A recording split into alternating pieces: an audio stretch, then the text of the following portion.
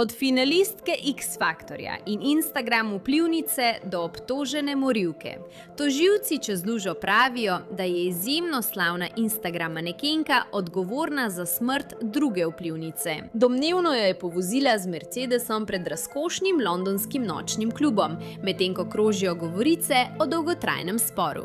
To je škandal, ki ga predstavlja Lawrence Kron. Jaz sem Sierra Gillespie.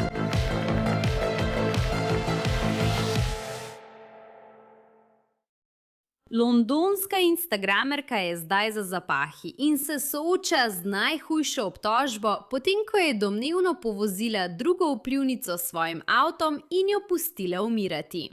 To se je zgodilo po mesecih domnevnega spora med njima, ki se je začel, ko je ena prenehala slediti drugi zaradi morebitne romantične tekmice in na koncu, kar angleški tožilci zdaj imenujejo umor.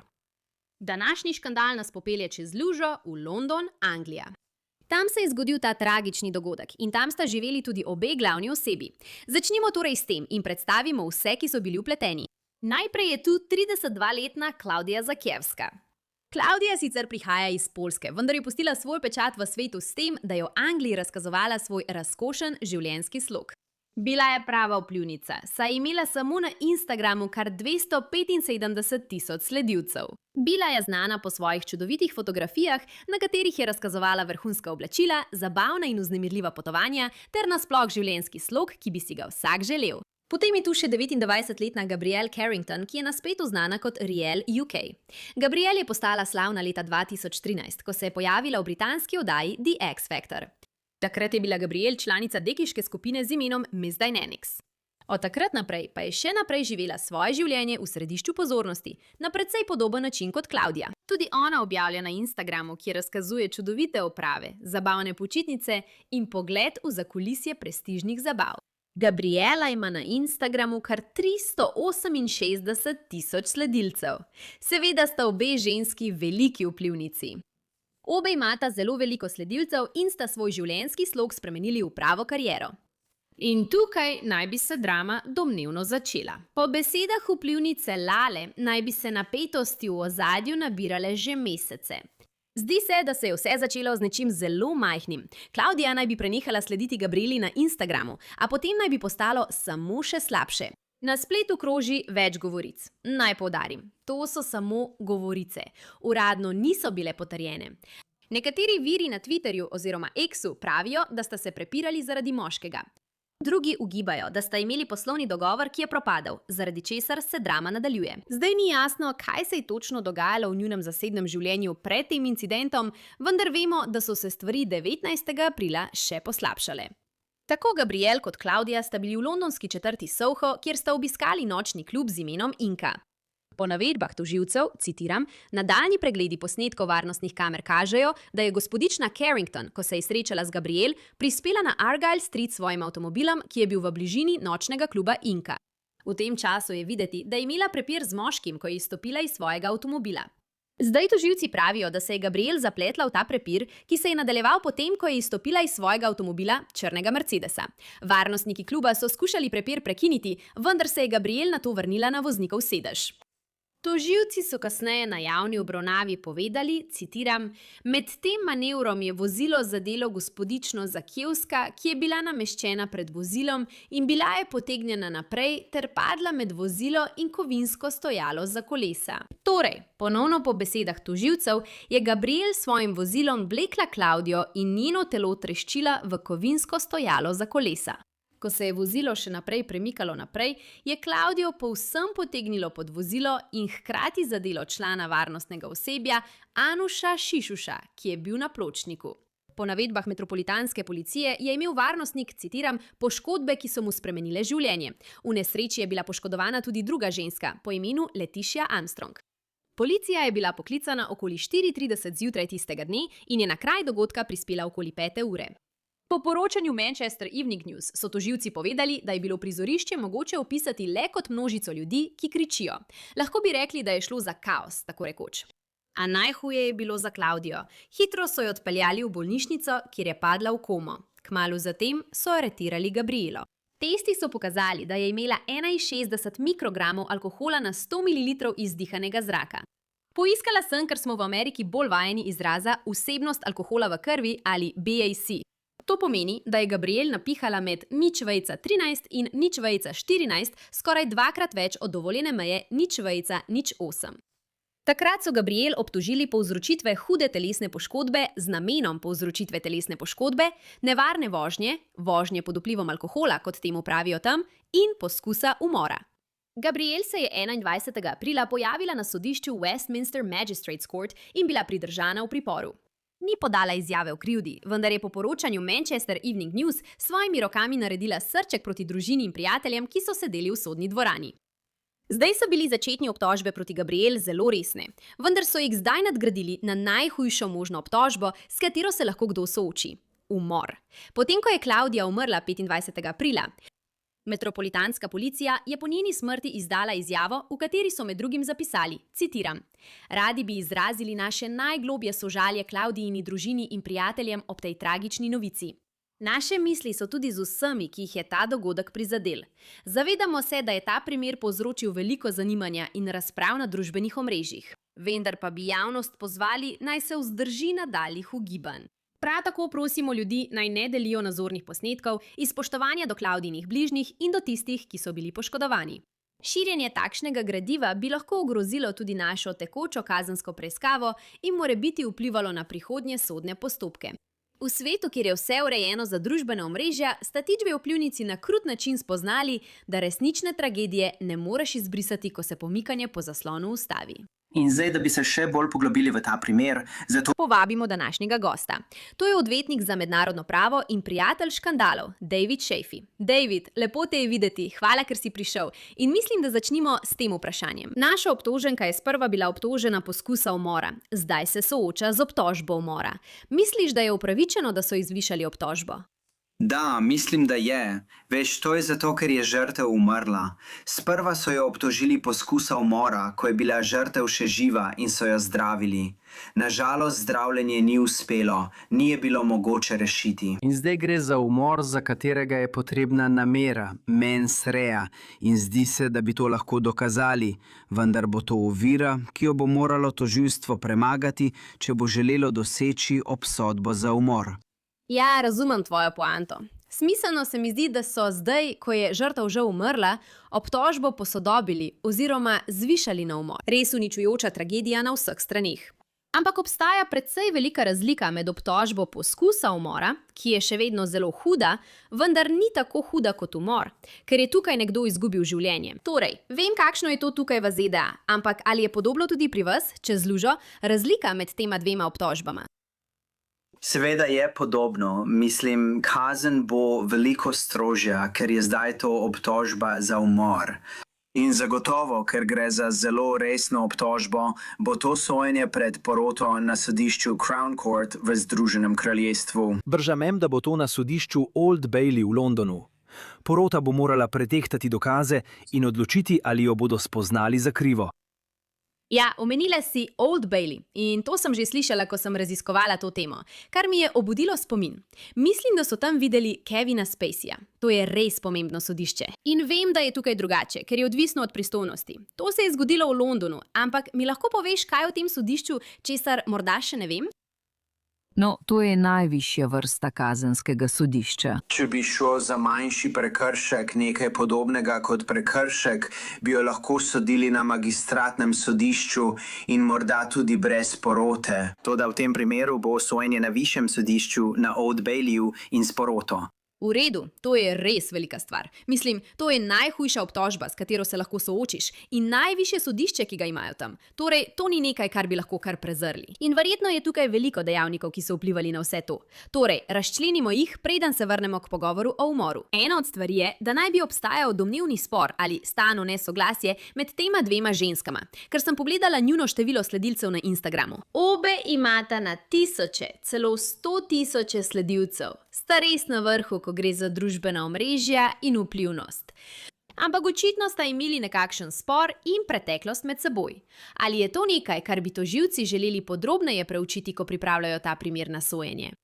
Seveda, da bi dokazali naklep oziroma namen, bodi si namen ubiti nekoga ali povzročiti hudo telesno poškodbo, bodo želeli pokazati, da je obstajal motiv.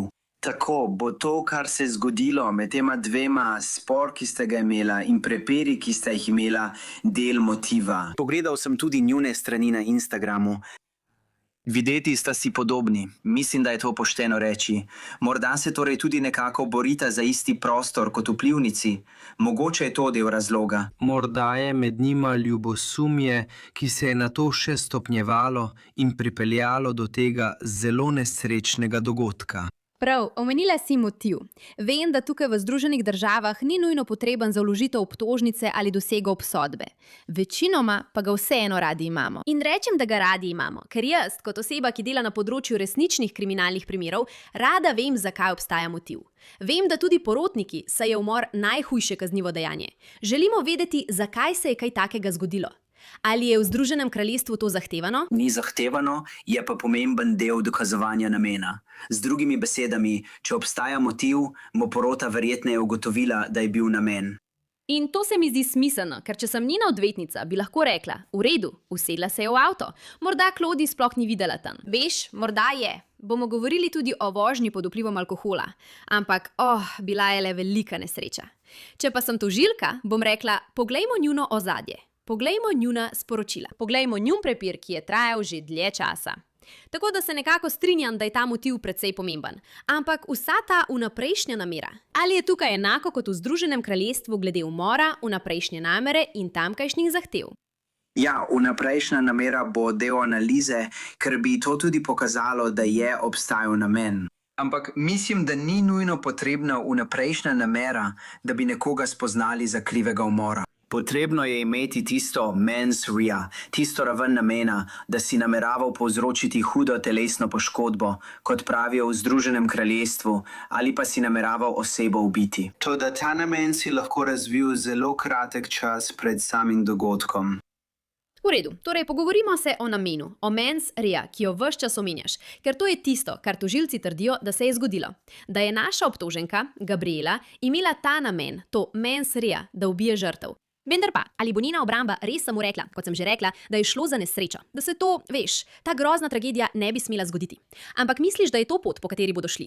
No. Mislim, da nimamo nobenih informacij o tem, kakšno obrambo bodo uporabili, ampak lahko predvidevaš, da bi bila to morda njihova najboljša obramba, razen če obstajajo še kakšna druga dejstva, ki jih še ne poznamo. Ampak glede na to, da so bili očividci tega dogodka in mislim, da je bil tudi posnet na video in bo težko trditi, da ni bila ona voznica vozila. Torej bodo morda trdili, da ni imela namena dejansko zadeti te žrtve in da je šlo za nesrečo. In to bi bila verjetno najbolj verjetna obramba, razen če obstajajo še kakšna druga dejstva, ki jih ne poznamo. Ja, prav imaš. Zaenkrat še nismo slišali ničesar o obrambi. To so vse le ugibanja. Do zdaj še ni niti podala nobene izjave o krivdi. Torej je še precej zgodaj. Ampak omenila si nekaj o videonadzoru oziroma nadzorni kameri. In bila je sodna obravnava, ko je šlo sprva za obtožbo poskusa umora, kjer so tožilci v Združenem kraljestvu vse podrobno opisali. In način, kako so o tem govorili, je bil tako grozljiv, da je bilo že samo branje tega, kar so govorili, strašljivo. Domnevno, pravijo tožilci, naj bi bila Gabriel za volanom in je dobesedno odvlekla Claudio naravnost v kovinsko stojalo za kolesa. Jo odvleče pod vozilo. To se mi zdi, lahko govorimo o tem, da naj bi bila domnevno pijana ali, veste, pod vplivom alkohola nad dovoljeno mejo, ki velja tam. Ampak to se mi zdi še posebej grozljivo. Veste, vozilo proti človeku, ki ni v vozilu. Ali bi tožilci to izpostavili? Mislim, da bo to vplivalo na poroto in bi lahko vzbudilo čustva pri porotnikih. In predvidevam, da bo porota videla ta posnetek, ki je, kot razumem in kot ste omenili, zelo krvav in podroben. Tožilstvo je ljudi pozvalo, naj tega posnetka ne širijo naprej. Toda porota verjetno ne bo obvarovana pred ogledom tega posnetka. Najverjetneje bo imel pomembno vlogo pri tem, kako bodo gledali na ta primer. In zagotovo, kot ste omenili, če bi imela možnost ustaviti se, potem ko je prvič zadela žrtev, pa je še naprej vlekla žrtev, bi to lahko vplivalo tudi na vprašanje, ali je imela namen. Imate prav, je veliko prič poleg tega posnetka. Recimo, da, veste, kriči njeno ime, to si izmišljam. To so vse špekulacije. Ampak če reče nekaj v smislu, jebi se, želim, da umreš, nekaj takega, kjer ve, kaj počne, je to velik znak, da ne gre le za špekulacije. Seveda si bodo morali obe strani ogledati posnetek in zaslišati priče, ki so bile v bližini. Ampak vsaj to ste omenili, da je metropolitanska policija rekla, prosimo, ne delite tega posnetka. Že samo to, da morata Klavdija in njena družina preživljati izgubo ljubljene osebe, 32-letne, zelo mlade in lepe ženske, ki je bila ubita na tak način, je dovolj travmatično. Ampak poleg tega, če to delimo naokoli, veste, je to zanje zelo boleče, lahko pa tudi ogrozi preiskavo. In to me pripelje do mojega naslednjega vprašanja. Ona je umrla šele pred kratkim. Nesreča se je zgodila pred približno tednom dni ali malo več, ampak umrla je šele pred kratkim. Ali to spremeni potek preiskave? Ker sprva je bila še živa. Morda se bo prebudila iz kome. Morda bi jo lahko zaslišali kot preiskovalci. Zdaj je umrla. To pomeni, da gre zdaj za preiskavo umora, kaj ne? Seveda, in očitno ne bo priča, ne bodo mogli, veste, pridobiti njeno izpovedbo in to bo vplivalo na primer. Ampak kot sva govorila, je veliko drugih dokazov, tako da morda njenega pričanja sploh ne bodo potrebovali, da bi obtoženca spoznali za krivega. O tem sem že nekajkrat govorila, to omenila, ampak zdaj bi vas rada vprašala prav posebej. Vožnje pod vplivom tukaj. Vem, da se razlikuje od zvezne države do zvezne države, ampak je kar stroga. Mislim, pitje alkohola in vožnja, zaradi tega veliko ljudi umre. To je tragična stvar, ki se dogaja. In pri nas, v Združenih državah, vem, da lahko zaradi tega preživiš kar precej časa za zapahi. Kako pa je tam v Združenem kraljestvu, če je ona nad dovoljeno mejo? Torej je to tudi v Združenem kraljestvu kaznivo dejanje. Ne vem natančno, kakšna je dovoljena meja alkohola v krvi v Londonu. In ne vem, kakšni so dokazi ali sploh imajo dokaze o tem, kakšna je bila njena osebnost alkohola v krvi. Čeprav se sliši, kot da imajo te dokaze, saj je bila obtožena kaznivega dejanja vožnje pod vplivom, vendar je to očitno veliko manjše kaznivo dejanje kot, veste, kot kaznivo dejanje umora. Zato bodo verjetno nadaljevali s to obtožbo, vendar se bodo osredotočili na to, da dosežejo obsodilno sodbo za obtožbo umora. Zdaj razmišljam kot odvetnica obrambe, če sem v njeni ekipi, predvidevam, in ne vem, kako to tam deluje. Torej, to si mi razložila, ampak jaz bi rekla, v redu, naj bo to obtožba zaradi povzročitve smrti iz malomarnosti v prometni nesreči, ker če je bila pod vplivom in imajo njeno osebnost alkohola v krvi, to imamo v zgodbi. Ne vem na pamet, koliko je tam. Tukaj v ZDA je 0,08. V Londonu je nekaj zelo podobnega. Ampak če rečejo, v redu, ja, imamo njen alkotest ali kri. V redu, bila je nad mejo. Tega res ne moremo braniti. Zakaj to ni povzročitev smrti iz malomarnosti v prometni nesreči in ne umor? Ali je to nekaj, za kar bi njena obramba sploh lahko poskušala znižati obtožbo? Mislim, da ja. In če bi tožilstvo ugotovilo, da ima težave z dokazovanjem namena, bi lahko znižali obtožbo na uboj. In to se ponavadi zgodi, kadar imate primer, kjer je obtožba za umor, vendar ne morejo dokazati namena. To je morda nekaj, na kar se bo obramba osredotočila. Morda bodo sprejeli dejstvo, da je bila pijana, kaj ne? Ker bodo morda priznali krivdo za, veste, vožnjo pod vplivom in rekli, da je šlo za nesrečo, ki se je zgodila, ko je bila pod vplivom. To bi bila veliko manjša kazen, če bi bila spoznana za krivo le vožnje pod vplivom in ne za umor ali uboj. Ja, točno tako. To je tisto, kar bi si mislila, če bi bila odvetnica obrambe, pot, po kateri bi želela iti. Ampak glede na to, kar si rekla, se zdi, da tožilci verjamejo, da je obstajal ta mens rea. Da je obstajal ta namen. In verjetno je mogoče, da imajo veliko informacij, ki jih javnosti še niso razkrili. Govorimo samo o teh govoricah, ki krožijo o njunem sporu ali zameri, karkoli že je. Morda tožilci vedo več. Morda so tožilci pogledali v njune zasebna sporočila. In mislim, da to nekako vodi v moje naslednje vprašanje. Obe ženski poznamo. Ena, ker je bila tekmovalka v oddaji The X Factor, ki je, predvidevam, zelo znana oddaja tudi mednarodno. Poleg tega sta obe trenutno precej znani vplivnici. Zanima me, ali bi se lahko katera od njihovih objav, zasebnih sporočil ali njun način življenja kot vplivnic uporabila kot dokazno gradivo na sodišču, če bi šlo to na sojenje. Seveda, mislim, da bodo njihove objave zagotovo del dokazov, če sta objavljali eno od drugi. Ne vem, ali sta javno objavljali eno od drugi, vendar bodo, kot ste omenili, tudi njuna zasebna sporočila s prijatelji ali medsebojna komunikacija pomemben del dokazov. Moje ugibanje je, da je tukaj zelo dolga in zapletena zgodba, ki je povzročila ta spor, ki se je nato zaostril konflikt, ki je na koncu pripeljal do obtožbe za umor. Zato bo zelo zanimivo spremljati to zgodbo, da bi bolje razumeli motiv. In kako se zgodi, da dve ženski, ki sta znani in sta očitno imeli razkošno življenje, prideta v takšen položaj? Tako da je ena mrtva, druga pa bo verjetno preživela veliko časa v zaporu. Ja, obe imata življenje, za katero, če samo brskaš po spletu, se tudi sama večkrat zalotim, da si mislim, o moj bog, kako bi si želela imeti njuno življenje. Poglej njuna oblačila, poglej njune počitnice, vse skupaj izgleda tako čudovito. In vendar se je končalo na tak način, kot si rekla. Ena ima 32 let. Zdaj je bila umorjena. Druga, stara 29 let, je obtožena umora. Mislim, mi nekaj, kar bi pričakoval, da se bo zgodilo. In mislim, da imaš prav. Ta primer dobiva veliko pozornosti, ker lahko pokukamo za zaveso. Kako je v resnici v teh prestižnih vlogah vplivnic? In potem, da imaš to obtožbo, vem, da se ponavljam, ampak to je najhujša obtožba, s katero se lahko soočiš, ker je umor pač najbolj neodpustljivo dejanje. In ponovno, tukaj še ni bila obsojena. Še niti ni podala izjave o krivdi. In to me pripelje do mojega zadnjega vprašanja zate, David. Kakšne so tvoje misli, tvoje hipoteze o tem, kaj sledi? Misliš, da se bo to končalo s priznanjem krivde? Bo njena obramba poskušala znižati obtožbo, kot sva omenila? Če bo obsojena za umor, kakšno kazen bi lahko pričakovala? Kakšne so tvoje splošne misli o tem? No? Zdi se, da je, preden izvemo več, na voljo veliko dokazov, kot da bo to izjemno močan primer za tožilstvo. In moj ugib je, da bo obramba poskušala uporabiti obrambo, ki si jo omenil. In če to ne bo uspešno, bodo poskušali doseči sporazum o priznanju krivde, kjer bodo priznali krivdo za uboj, da bi dobili nižjo kazen. Tako bi jaz predvideval, da se bo razpletlo. Ampak spet, moramo spremljati dogajanje in ugotoviti, kakšna dejstva še obstajajo. Kakšne obrambe ima morda na voljo. In morda bo trdila, da je šlo za element samoobrambe. Mislila je, da jo bo napadel, da bo napadena. Ampak seveda je to zelo šibko, ker je sedla v svoje vozilo, že je bila zaščitena pred njo. Zelo zanimivo bo videti, s čim bo prišla obramba. Ampak po mojem mnenju bodo verjetno poskušali priznati krivdo za manjše kaznivo dejanje.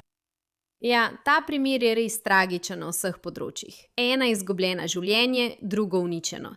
Vse odločitve pa bi bile popolnoma preprečljive. To je res zelo, zelo tragična in žalostna zgodba. David Sefiri, hvala, da ste prišli v oddajo Skandal in nam vse to razložili. Hvala. Gabriel Carrington se mora vrniti na sodišče 19. maja. In tukaj se današnja epizoda oddaje Skandal za zdaj konča. Če vam je bilo všeč, kar ste videli in želite videti več ali se povezati z mano na družbenih omrežjih, kot je Instagram, me najdete pod imenom Sierra Gillespie. Hvala, ker ste gledali današnjo epizodo oddaje Skandal. Kot vedno sem vaša voditeljica, Sierra Gillespie, in se vidimo naslednjič.